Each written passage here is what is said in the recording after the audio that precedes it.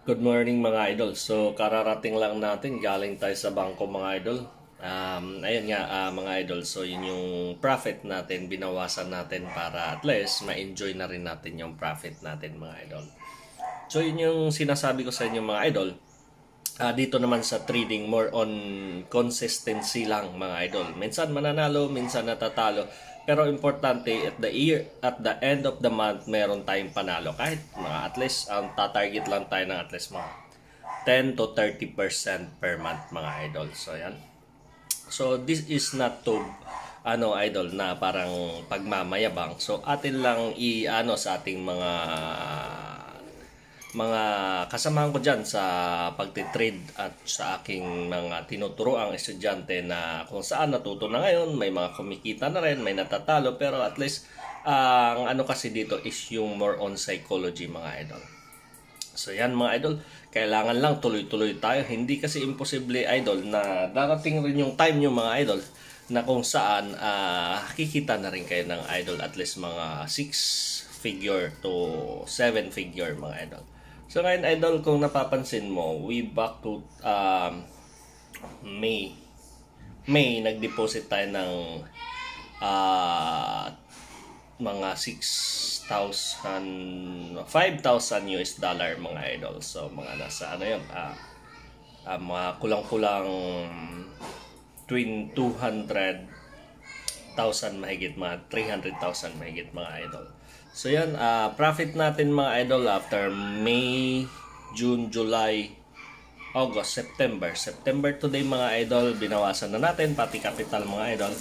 So ito na yan idol, yung ating profit idol. So bilangin natin yan 1, 2, 3, 4, 5 yung isang hilira idol, then 5 rin yung baba idol.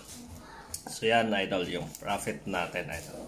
Sinadya natin buuhin yan idol para at least hindi pa naka-sell pa yan idol, naka-sell pa. So, Daddy, dami pira mo. So yun yung mga idol, yun yung update sa ating pagpa-forex trading. Yes. Okay. So Pakita. Titingnan niya raw mga idol, naabutan ako ng aking bunso idol na kita yung ating vlog na abutan na idol. So yan, pakita ko sa inyo mga performance natin sa pagtitrading mga idol, na kung saan yung ating community sa Facebook mga idol at sa community pala natin sa Telegram mga idol, maraming from scratch, from zero knowledge ngayon mga kumikita na mga idol. So yun lang mga idol, kung interested ka idol, join ka lang sa community namin para at least makita mo rin yung performance ng ating trading idol. Ito na yung investment natin idol. So ibinilin natin ng embroidery machine. So dinideliver na yan idol. Nandito na yan sa shop. Ipapasok na natin. Medyo may kahabaan, malaki. Kaya truck ang nagdala niyan mga idol. So ang paggamit niyan, nilalagyan ng gulong. Yung company natin idol, top 50 rin ng military supplies. So dagdag investment mga idol. Ganun lang ang diskarte mga idol, na kung saan pagka kumita ka, i-invest mo. Para minsan kasi hindi naman palaging winning yan idol eh. May mga time din na natatalo. So para hindi ka matalo, pahinga muna. Nanalo kasi tayo ng maganda-ganda at saka may requirements yung ating company, kailangan mag-expand. Dito muna natin nilagay mga idol. Dahil sa time na to mga idol, marami tayong project na